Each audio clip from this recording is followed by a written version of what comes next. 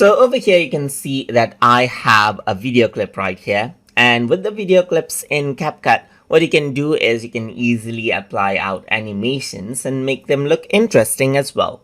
So to do that, you need to go around and click on the animation section right here, and you can see that in and out and combo is an option. If I were to go around onto the in section and select, let's say, one effect right here, so if I were to go around and click, then you can see that for the first 5 seconds this in animation has been applied. You can go around, change around the animation duration as well, so that it gets applied for a longer period of time. So this is what you can do right here.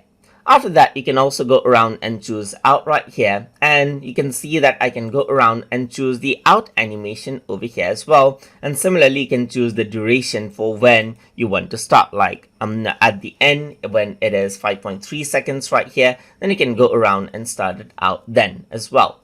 If I were to go around onto combo right here, then this is what you have. As you can see, you can go around and choose out, let's say, for example, in laws. Then what happens is that in the in and out points, both of them are applied, as you can see, and motion is seen.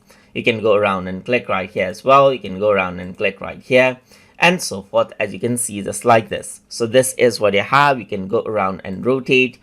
This is what you have, and then the spin fall, and you can change around the duration of the animation right here. So it can be total 8 seconds right here, which is the entire length of the video as well. And you can see that the animation gets applied right here, just like this, by one click.